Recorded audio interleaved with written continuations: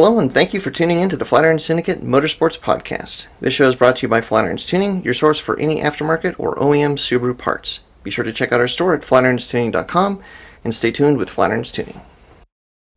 So let's maybe start just with a short catch-up from there, and then maybe that will branch us into a topic. Sure. So Land's End was fun. No, wait. We didn't talk about it? I have to start the thing. I have to start it. Oh, it just started. Where it started. All right, this is episode 420. Whatever. Welcome to the Flatirons Tuning Syndicate Motorsport Podcast. What episode? What episode number is it? Yeah. See, if you don't know what the episode number is, then you can't kick it off. 45. It is 45. 45. Well done, right. Scotty. Kicked off.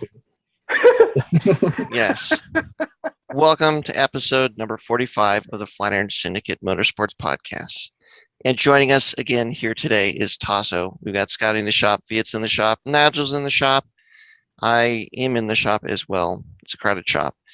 But so where we're going to start, so Tasso, let's go back, set the Wayback Machine to the Land's End hill climb. Because the last week we had you on, you were about to go out for that. So now you've come back from racing that. In fact, was it Temple Canyon is this weekend?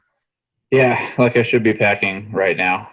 But, whatever. But you're a good guy, and you decided to hop on the podcast with us. Yeah, well, I missed everybody, for one thing. Thanks. You were just here yesterday. Hey, they don't know that. They don't know that. Don't break down that fourth wall. That's right. So in podcast land, I missed everybody anyways. Yeah. Land's End happened.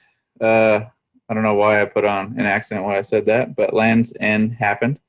Maybe because there was a Kiwi out there, and so I picked up a little bit of his accent.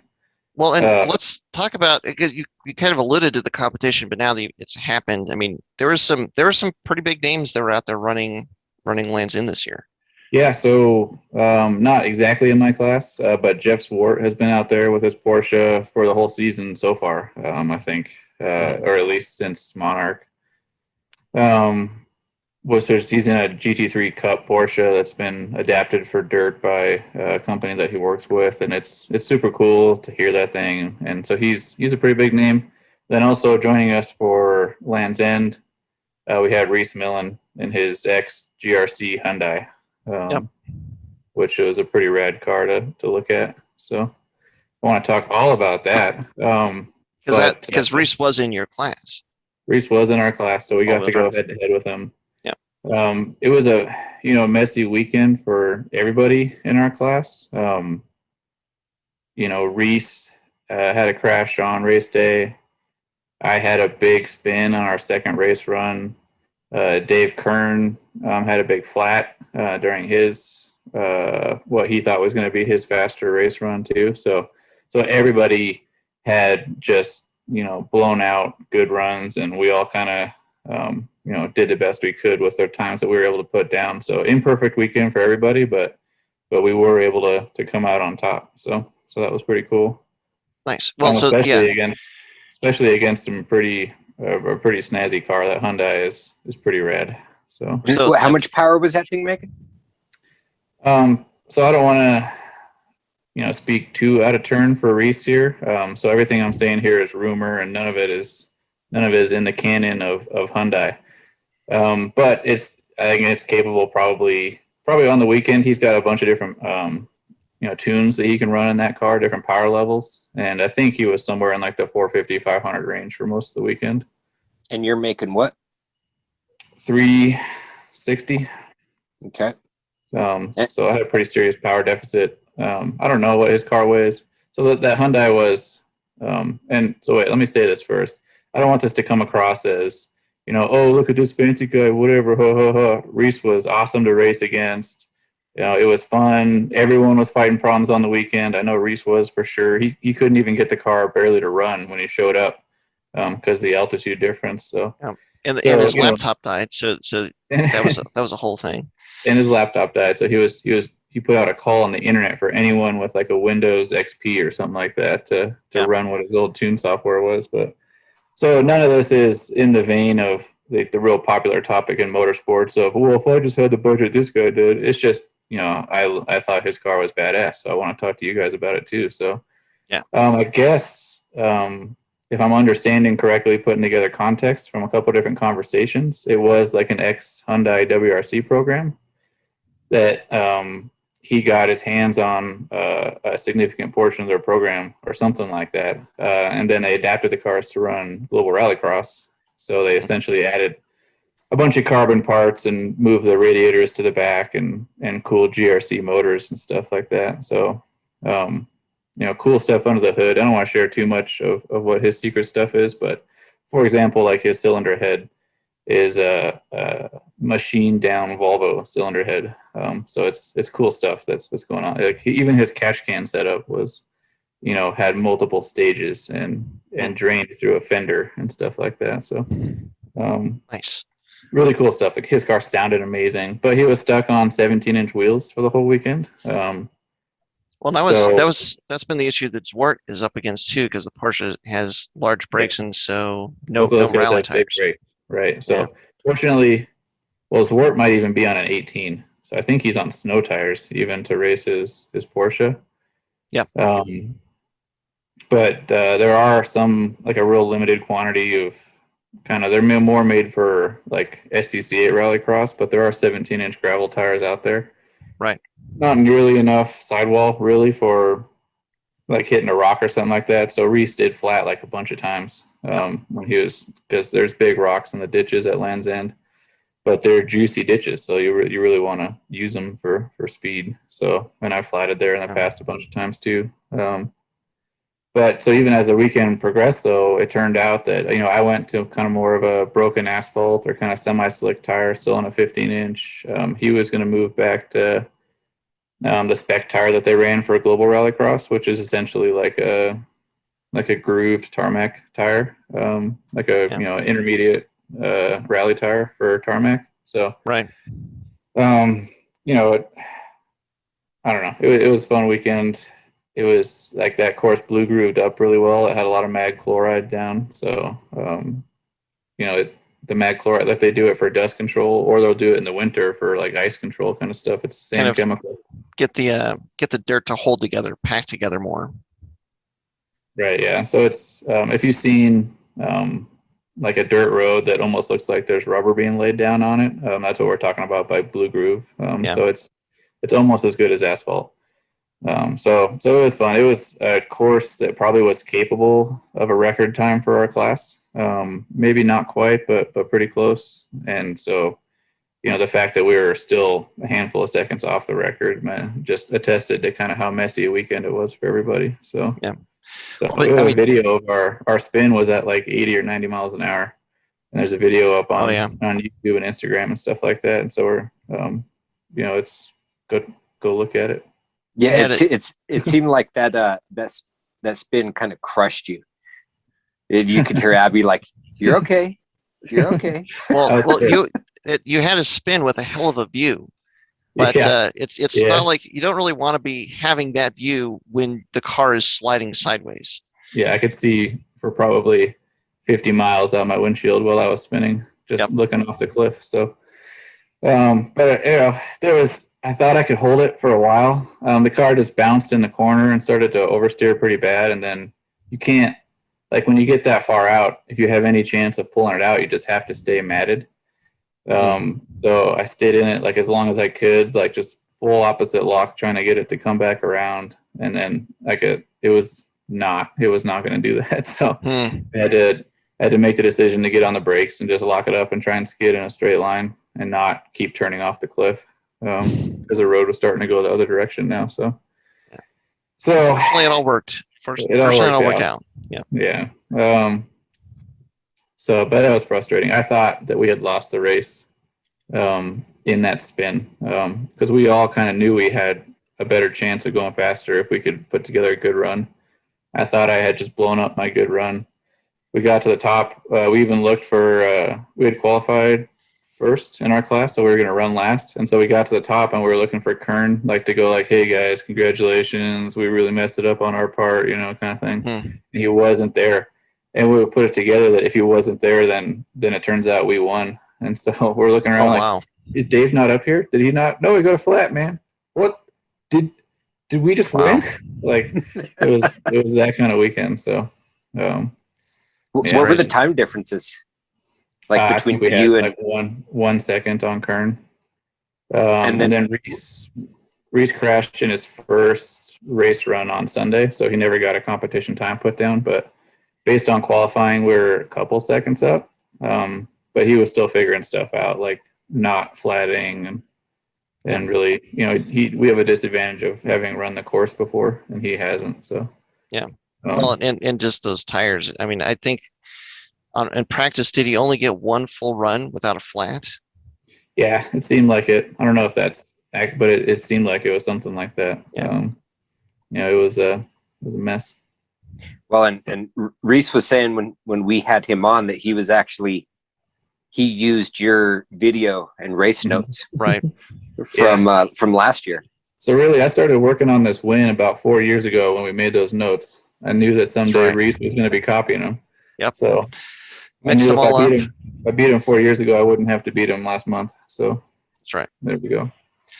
Well, so going into Temple Canyon is that the last race of the season, or is there one after that? There's one after that One too. after. They're going back to Monarch. I don't know if we're going to make that one just with some other racing I'm doing. We're already kind of lost on the season anyways because we missed the first race for some family stuff. Oh yeah. So, I've qualified first and placed first at the only 2 races I've been to, with 2 of the last 3 races. But I'm still sitting in third right now in the championship just because those other guys have points on that first race that I don't have. So probably can't make the championship even if I win out, continue to win out or whatever. I could probably make it back to second. But it's unlikely to pull a championship out. So I'm going to go bike racing in October and kind of focus on that once Temple Canyon's done. But Temple will be going for that class record again, and hopefully the old 1-1 to close out our hill climb season anyways. So. Well, and have you heard, do you think there's going to be a similar level of competition coming out to Temple? Like, is Ward coming out? I don't think I've heard the Rhys is coming back. Yeah, I'm I not don't sure. think, I think he's got a pretty full plate with, his job and stuff like that too. So, being a professional.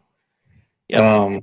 I'm guessing Zwart will be there. Both of those guys said they had a blast, hill climbing. Mhm. So I'm guessing we'll see both of them back more in the future. I think Zwart, though, was testing in the earlier hill climbs to really try and make a run at Land's End, but I think he's having such a good time, he might just continue to show up. But I don't know what, specifically. I'm guessing, actually, I'm pretty sure Dave Kern will be there again, Dave and Allison. I think there's going to be a couple other folks coming out that, normally kind of more rally focused, but they're going to come out and do a little hill climbing like some of the rally build guys. Okay. Like I think I saw Scott McCarty's name on the list too, and he's got a pretty sweet BRZ or FRS or GT BRZ FRS thing. They're all the same. Yeah. So, but it's pretty sweet. It's all black and gold, and it looks badass. And he's a good guy, a good driver. So I'm excited to see him, and we'll see.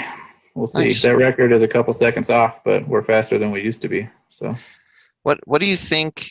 What does it mean for the Hill Climb Series, Colorado Hill Climb Association CHCA Series, to have people like that come out? I mean, do you think it brings more attention to the event? Does it bring more competition? I mean, definitely, when those guys make posts, when Jeff Zwart is putting up pictures of his Porsche racing on dirt, people are like, "Oh, are these old Pikes Peak pictures?" Like, no, man, they're not at all. People still do this, so like a lot of the Hoonigan crowd has been made aware of the hill climbs. I got to talk to Ron from Hoonigan at Grid Life a little bit too, and he was kind of vaguely aware because of kind of Jeff and some stuff about the hill climbs and their existence too. But so there's a lot of like people who are kind of on the fringe of knowing about this badass thing that we're doing here, that are noted, are seeing it more. There were a lot of folks that when Rhys was putting up teaser videos of his Hyundai, like getting it, out of mothballs Mhm. and bringing it back out. They're like, "Oh, what are you prepping this for? Is GRC coming back?" And he's like, "No, man, hill climbs." So, I think there's a lot more, or at least a little more attention coming out. Sorry, the dog is walking on the laptop right now, so that's why it's moving. Oh my gosh. Tell Ramon not to type anything. Yeah, don't worry, he's coming over. Nice. So right, yeah, a little more attention. Not enough dogs in the podcast. All right, Yeah. we've heard your comments. We are bringing in more dogs. Here we go. There's both of them. Yeah. It's been fun, to have, it's definitely raised the level of driving and competition. And Land's End, between Rhys, Dave, and I, we're all pushing pretty good, I think. And so it's good to have that. Good to have that competition. There have been years previously in the hill climbs where I've just kind of cruised around and kind of expected to win every weekend. And now it's not at all the case. Like I show up like, all right, I got to go do my thing. Put your game face on. It's funny how like hill climb is so big. I'm thinking specifically over in Europe. Yeah. But where it is, yeah. Well, and hey, there's nothing wrong with that, at least as far as we're concerned. But it's so interesting how like there's so many hill climbs in the United States. Like Mount Washington has gotten a lot of attention at this point. It had an earthquake there, but Mount Washington has got a lot of attention. Pikes Peak, it comes into season when it's being run, but then it's kind of like forgotten about until it comes back next year. But there's a lot of other regional hill climbs all around. Like we talked with Victor and Blake and the guys about that hill climb in Arizona that we had never heard about, but that's an SCCA hill climb. Yeah, Clifton. But it's Clifton. So, but it's like, so there's a lot of these things, but just like, unless you're in that area or somehow in the know, it's like hill climbs, it's kind of been lost a little bit, which is a shame. Yeah. And even in Colorado here too, a lot of people regard the hill climbs kind of just as a feeder to stage rally, which to an extent, yes, it is. And it's been really good, like as a ladder here.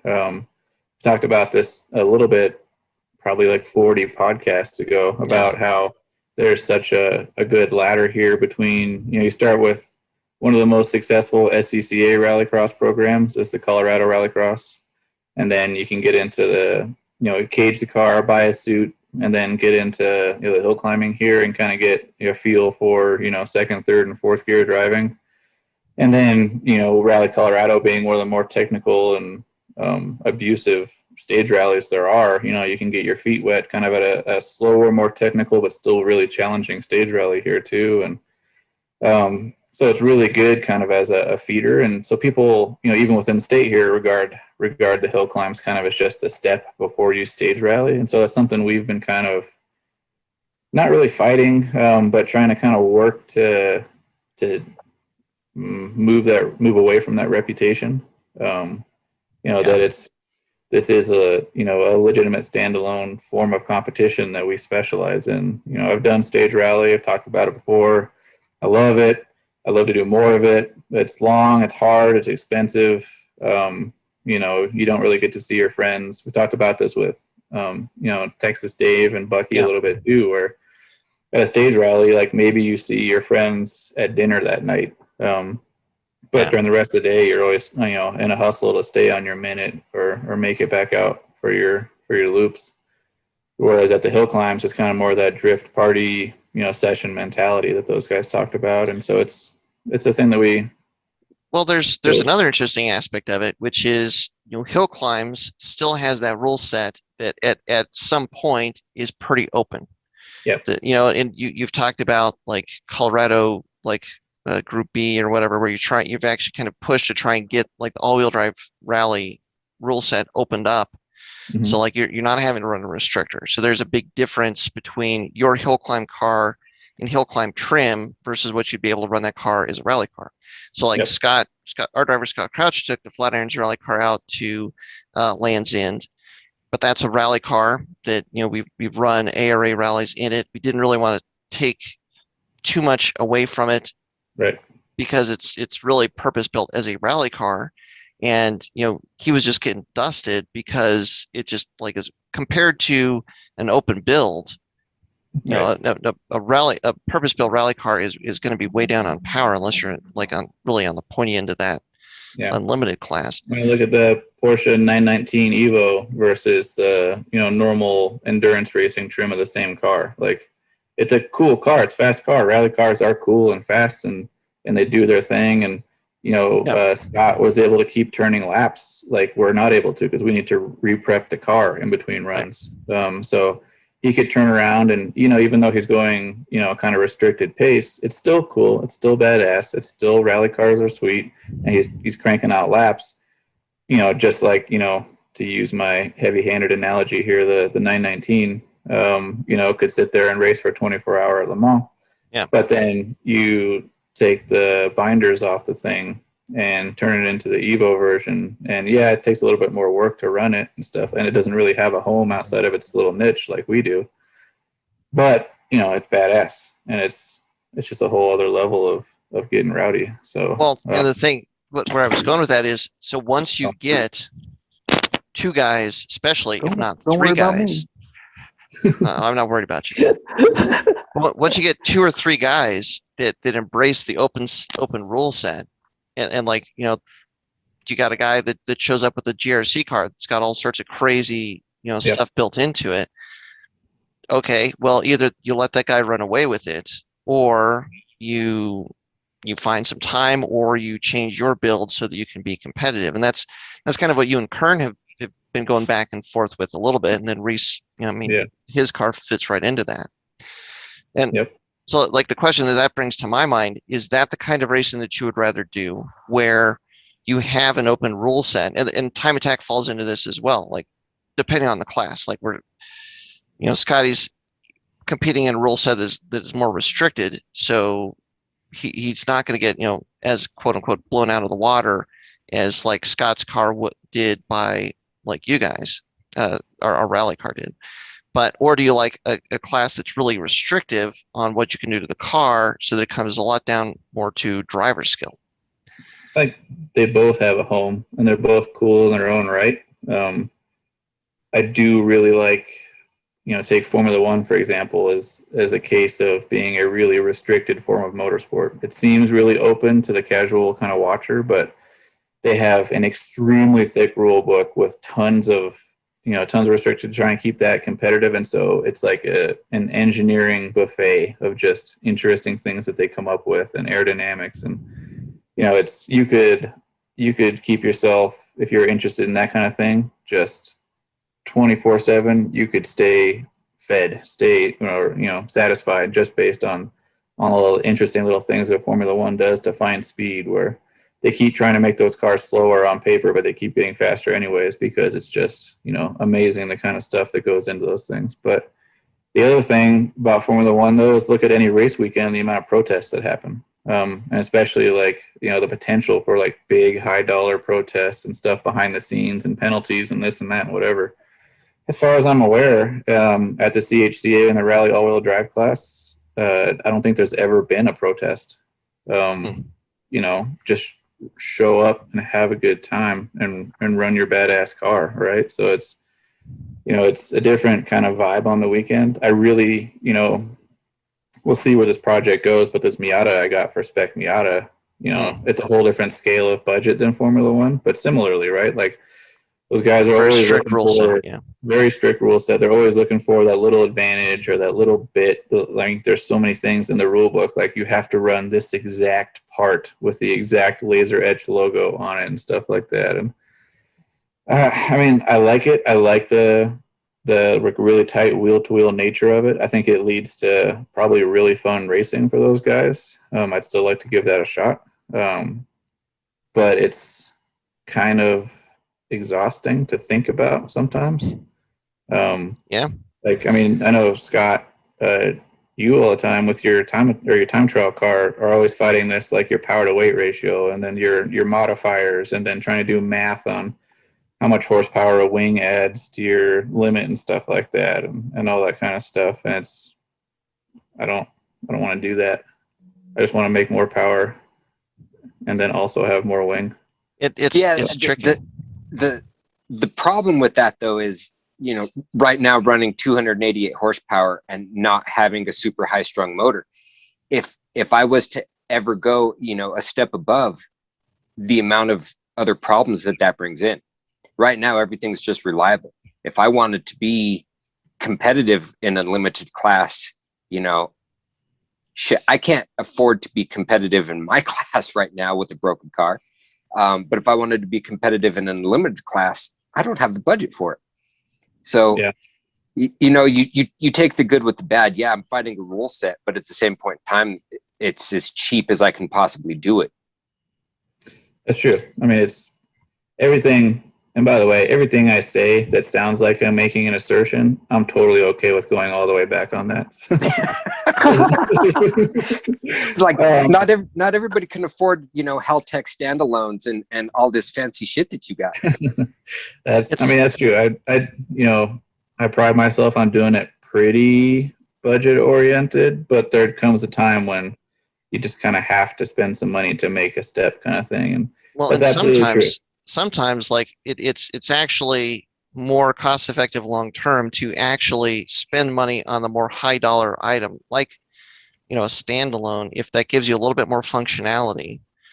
But like one of the things we've even talked about, putting a standalone in the Pikes Peak car simply for all of the safeguards you can program in that are above and beyond what you could easily or readily do with an OEM ECU based car. And so it's like that might cost more. But then long term, there can actually be some reliability benefits. Well, and then there's like with standalones now, some of that racing technology that's trickling down is like the PDMs, power distribution modules, where all of a sudden now you can have, potentially a lot more control of your wiring. So like your wiring is not going to be as potentially tricky, like as far as like chasing fuses and like shorts and stuff like that. There's a counterpoint to every one of these points. And so, right, you take a class that's restricted to try and keep costs down, again, to go back to Spec Miata, and like a competitive, nationally competitive motor for that class is, $10,000 to $20,000, right? Yeah. Or I'm in $2,500 on my motor because I put it together out of spare parts and stuff like that. And I'm a turboed Subaru, right? Versus a little Miata four banger that's power restricted. So, so it comes to a point, I think, Scott, like your class, limiting power versus modification is probably the right way to do it for the budget, right? Because if you limit modifications, you're just going to get more expensive, sneaky modifications. Right. If you limit power, then I guess only as much as you're willing to bribe a dyno operator is really what it adds to your cost. So, well, or like the hard part there is like, do you trust the other guys that you're running up against? Right. But yeah, at the same time, that's always the thing. Yeah. Right. So, and that's one of the reasons why like Dusix is constantly impounding cars. And so the only thing you can really check on a daily out there at NASA is the weight of the car. If it's powered weight, he impounds cars. Like whoever basically the top two people in every class is, he's going to impound them. And he's found people, hey, guess what? You're 15 pounds underweight. You're now running an unlimited for the rest of the day, unless you can find 15 pounds of ballast right there. But, well, it's too bad that people are doing that. I mean, if it's a mistake, it happens, right? Like you can miscalculate. Scales can be different than each other. Mistakes happen, but inevitably some of those guys some of those people were probably looking for an unfair advantage, and that's not cool. I don't like that. Well, let's hope that there's not too many of those people out there, because that pretty much like it goes against the spirit of the class and it kind of ruins it for everybody else potentially. Yeah. At this level, the only person you're cheating is yourself, because it's not like make or break that $1 million contract next year with Mercedes. Yeah. Based on your race positions. So. Right. Yeah. But it's just, I mean, it's one of those things that if you're getting into racing, if you're wanting to be competitive, it's interesting, like which direction to be pulled into. Do you want something where it really comes down to driver's skill and you have a really strict rule set, or a more open rule set where there's driver skill involved, but it opens the door for experimentation and innovation to try and like come up with some new way to build or configure the car to give you that edge, but that's within the spirit of the rules, say. Yeah, it's a different challenge, a different draw.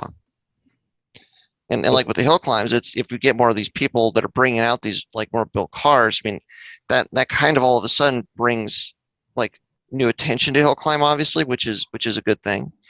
But it's going to push you and Kern to always be on your A game. So if Millen brings his car back, you've got something to be competitive with him. And I mean that just kind of I'll tell you, brings everybody up. I planned on getting second place that weekend.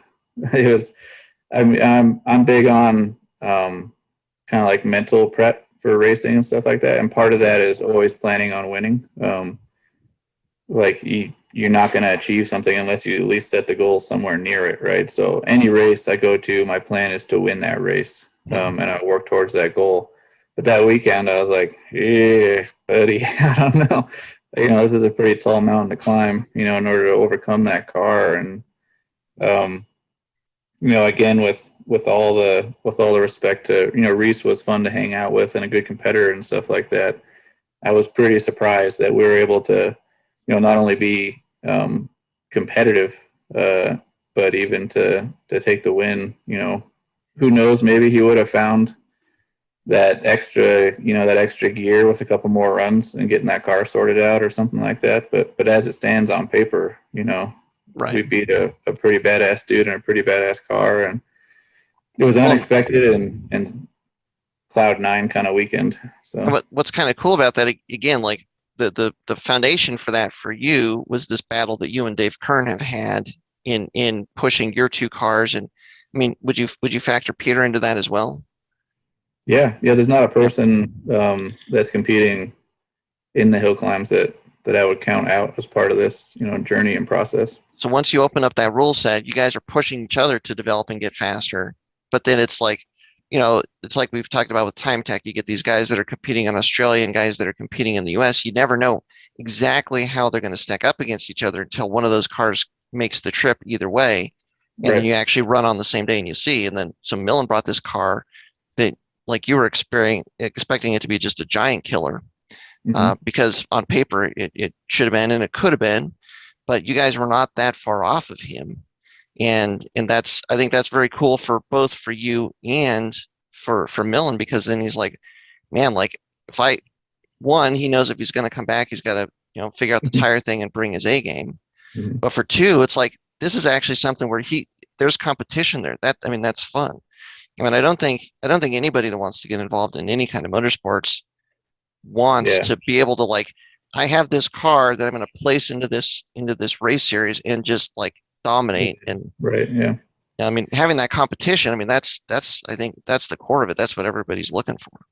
Yeah. Well, you have Scott Crouch wanted to change the Pikes Peak Hill Climb car, or see if he could take that up and run that hill climb in it. This is a tarmac built car, but he saw Zwart out there in a Porsche, and he's just like, well, hell, maybe I could take the Pikes Peak car out there. And we quickly talked him out of that. For one, it's on 18-inch wheels. I mean, he would have to run snow tires, right? Just like Zwart. But I mean, it's possible this car could do it, but I mean, this car, I guess if it was set up correctly, could have lots of potential up there. All cars are gravel cars if you just drive it off the road. Or drive it off the pavement. So. There it is. With 12, 14K springs and sure, huge brakes. It was pretty near tarmac by the end of the kind of blue groove process there. It's not always like that there, and more than any other road, that road does blue groove up. Like that set of broken asphalt tires I have specifically for Land's End. Right. I'll bring them to Temple, but more than any other road, that one tarmacs up a bit. So I mean, but yeah, swap the suspension. And I got a set of WRX brakes you can borrow. Then the biggest thing is tires at that point, right? I mean, if we put a smaller brake on this and figured out how to run, I mean, maybe the 17, but if we could run 15s on this, it would I think it would be a pretty cool car. I think Scott would love it. Hell yeah. And you know what? You don't have to wait for one $10,000 race to run every year. You can run a bunch of $180 races every year. Right. And just There you have go. a good time. So Well, and just as more people see what's going on in the hill climb and more people get excited about it, hopefully more people enter, more options pop up, more cars, more competition. Just hopefully it's just good for the sport in general.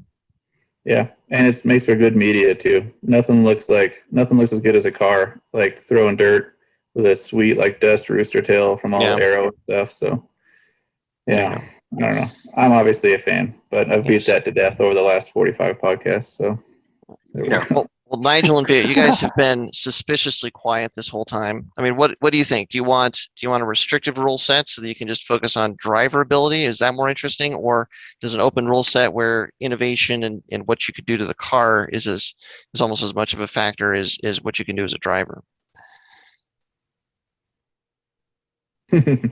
Yes, like both for different reasons.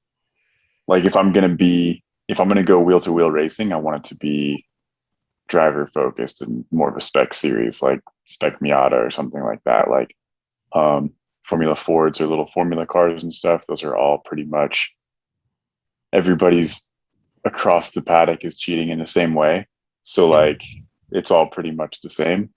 But in like a time attack series, I think both have their benefits, right?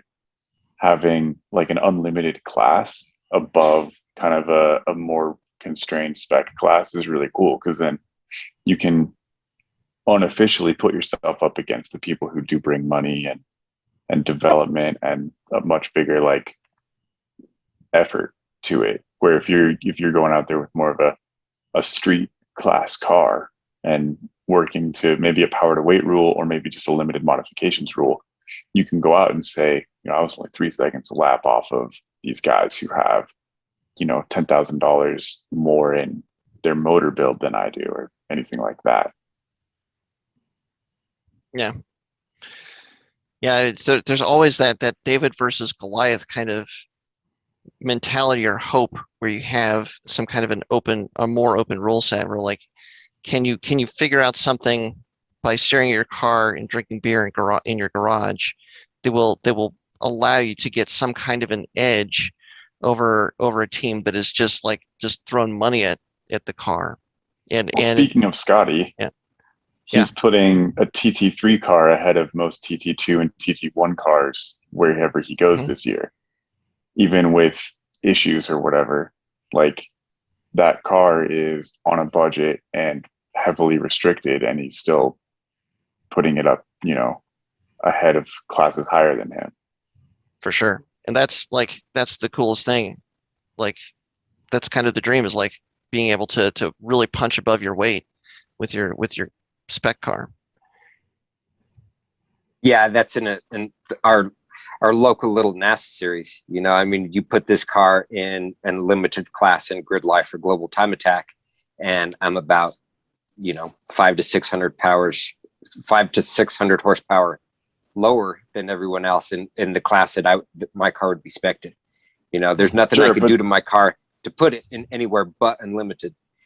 Yeah, but that's just like bringing the rally car to a hill climb, right? I mean, it's your car's built to a specific rule set, and then you're bringing it away from that. And track matters a little bit. Like there's like really open high speed tracks. That's where like power versus like big power will have a big advantage over a low power car with aero at a high speed track, because just that's a bigger differentiator. But like at high planes, it's just enough of a balance where you've been able to figure out how to get that edge. And I think Pueblo as well. Your car it works in both of those tracks. You've got enough of an edge. Yeah, but Dakota, when people are getting 170, 180 on that back straight, I think my car would struggle to get 130, 135 maybe. Yeah. That's a huge disadvantage there. So LS swap? No, Tasso. No. Go If you LS put an swap LS everything. in it, it can still only make 292 horsepower. Like, Yeah, but then he could go and put all the other spark plugs back in it when he's not at that race. Oh, there you Yeah. go. I still think I've tried to convince Scotty to try this, but he doesn't want to have any part of it. I think it would be really interesting to play around with the TT3 build in NASA's rule set with the turbo that you're deliberately putting a restrictor in front of it to drop torque and then running anti-lag.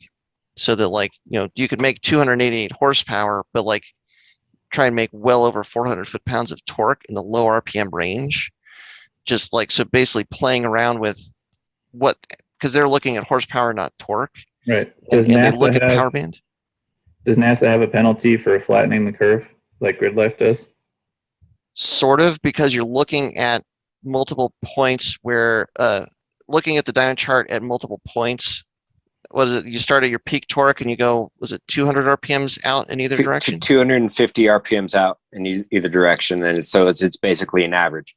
So, I mean, whatever, if it made 288 horsepower from 3,300 RPMs all the way across, which it's damn near does right now. But yeah, then like what John's saying is just really up in that torque with that anti-lag and then short shifting every gear just to stay in that torque range. Yeah. I don't know. Sounds like a lot of work. It would be a lot of work. It would sound really cool and make all the right noises. Absolutely. I'm gonna have to. Everyone wants anti-lag. It'd be the most expensive 288 horsepower ever. That's right. That's right. I'm gonna have to start working on Nigel now. So he's in time trials as well. Yeah. I mean, I tease you, Scotty, but I think what you're doing is badass, and I love that car. And I wish that we were closer in size and height so I could drive your car. But true. Well, thanks, Tasso. Yeah. So to shrink a little bit, go on a diet, maybe you could fit in there. Yeah. Get a bone reduction. There you go. Yeah. Well, cool. How about this for what do we got here? Another 10 or 15 minutes? Yeah. Does anyone see themselves as a Goliath in motorsports? As a Goliath? Are we all Davids trying to overcome Goliaths? Definitely. Because I've said this before. If I had half as much money as everyone thinks that I have, I might actually have as much money as they think I have, or something along those lines, right? Like, I mean, all the time I hear like, "Oh man, if I just had the money you had in your car, then I could beat you." I'm like, "All right, well, that's a weird way to make friends." But sure, okay. That is a very strange icebreaker. Yeah, people say that shit. Like, it's weird. Right. And I consider myself very much a David versus Goliaths. But then, you take Subaru Motorsports USA and their rally program, and how many times have they said, we're just a little Vermont sports car is just a little shop in Vermont. We're just doing the best we can. If we only had the budget some of those other teams had, we could. Like, what are you talking about? Right? You're smashing. So if you take Ferrari. We're just a little mom and pop shop. We're just really enthusiastic about motorsports. If only we had the money that Mercedes had, we wouldn't be having motor problems right now or whatever, right? So is there anyone that considers themselves the Goliath in the David versus Goliath story? Well, not on this podcast. Frankly, I'm just wishing I could be a David in that analogy.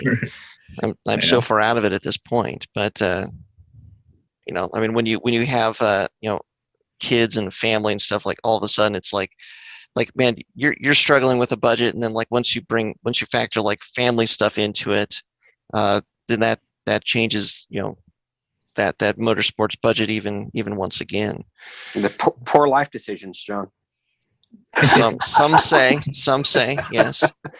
It was interesting when we were talking to Sean Murphy that was kind of part of his equation, that where his getting his car built back and running again, that was kind of part of that function. I mean, money is always going to be a factor, right?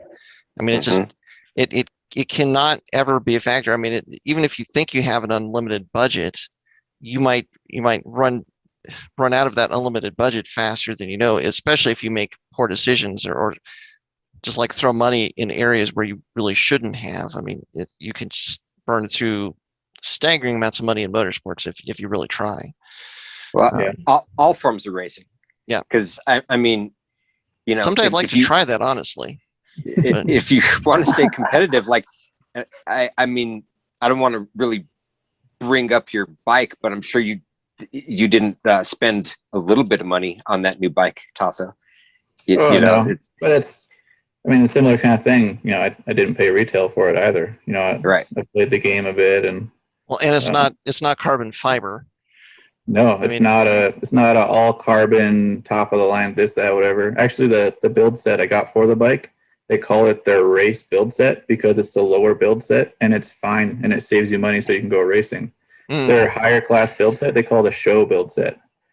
So if you're just building a pretty bike for some nonsense, then you get the expensive one. But the racers always are looking for that budget, looking for that place to save a buck so they can get a couple more tires for race day or something like that. So right, that's the difference between running plywood versus a carbon fiber splitter. Right. Yeah.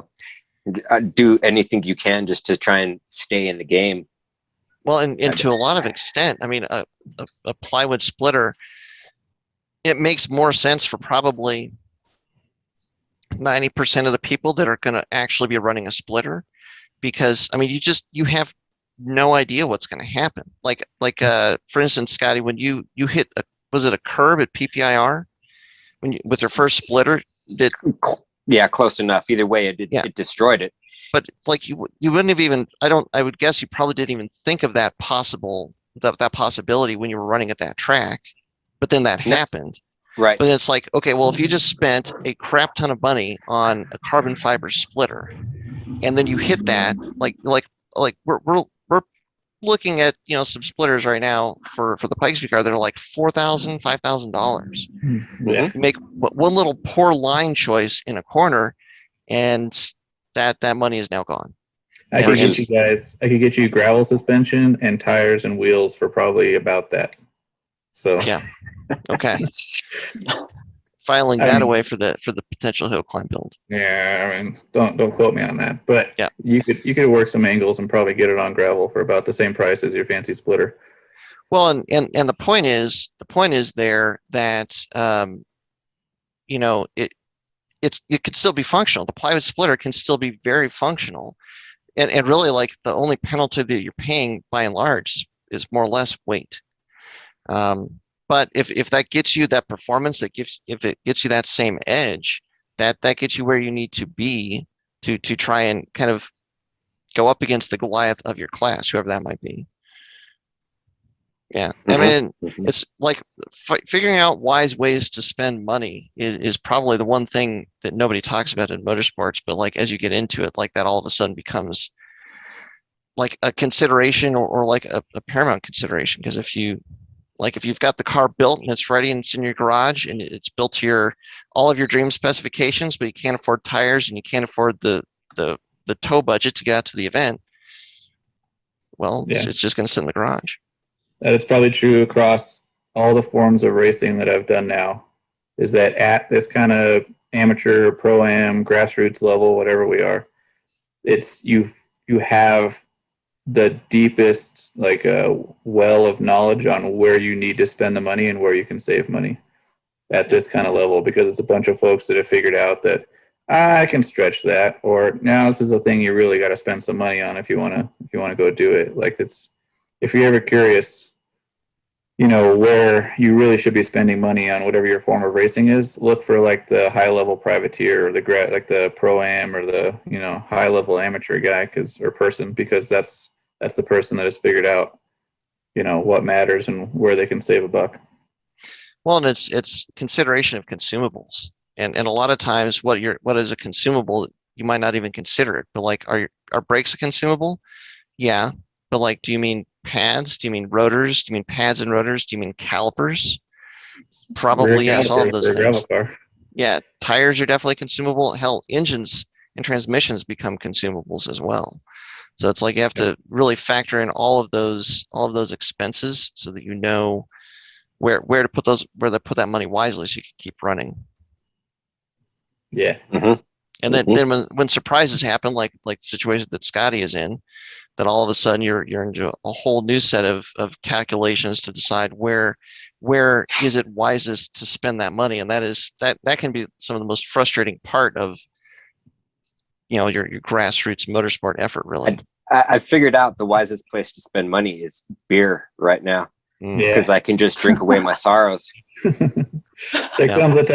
There comes a time when you need to recognize that you need to take a half step back and either let the bank account grow back up or skip around or, kind of reassess what your actual goals are with your car. That is the least fun decision to make, but sometimes that's the best decision that you can make. But it was during that time last year I tried lemons for the first time. I was like, I can't afford a motor right now. I guess that's the end of my season. I'll get it together over the next couple months. I'm gonna try this lemons race now that I have a free time, and it was a lot of fun. So, always keep your chin up and looking on the horizon, and you find more stuff. But now you have a Miata. Yeah. Was it really the best decision? I don't know. Now you can have two race cars. Buy a Miata? Let me know if you want to buy a Miata project. It's literally as stripped down and as parted out as it can be right now. So if you buy my project, you'll be getting 4 connecting rods, 1 crank, 4 pistons. Like it's a project. Price of low price. Yeah, man. No. Yeah. All right. Well, all right. As we're kind of winding it down, I don't know, any other consumables or budget factors you guys want to throw out there? Nigel, anything that you ran into or you want to throw into this? The whole car is a wear item. There's no part of it that's not. Yep. Yeah. I totally agree. Especially if you have any kind of an off. Yeah. Yeah. Yeah. Don't plan on it, but be prepared for the fact that any day could be the car's last day. Mm-hmm. And Nigel, I think that's probably why at one point you had 4 bug eyes. Yep. That's actually you're future proofing your race program. Always be prepared. Yes. So Viet, what's going on with your budget and your build? Lack of budget and just not the want to work in the hot garage. And then also, like, my main thing is going to be, after I fix that, figuring out how to get it to track, because I don't have a tow vehicle. Yeah. I'll help. Yeah. I'm actually looking for one. I actually wanting to get a Colorado, but their used cars are stupid expensive right now. Want to buy a shitty old Dodge? No, I've seen that. Okay. Where 4 wheels are optional, right, Tasso? It's got spare. It's spare, so you just never know which 4 wheels. That's the 4th wheel. The 4th wheel is the spare. That's the problem. Does it come with a Miata? Ooh, for the right price. The right price. Okay. For the low price of. We'll just put the shell on the bed. And then just Yes. All right. Well, as we're winding down here, then let's wrap it up there and just say thank you to everybody for listening and sticking with us through 45 episodes of this podcast. And until next time, as always, stay tuned with Flatirons Tuning. All right. See you guys. Thanks everyone for tuning in to the Flatirons Syndicate Motorsports Podcast. Once again, we'd like to let you know that your support is what makes this show possible. Be sure to check out our online store at flatirons.com for any of your aftermarket or OEM Subaru parts needs. And as always, stay tuned with Flatirons Tuning.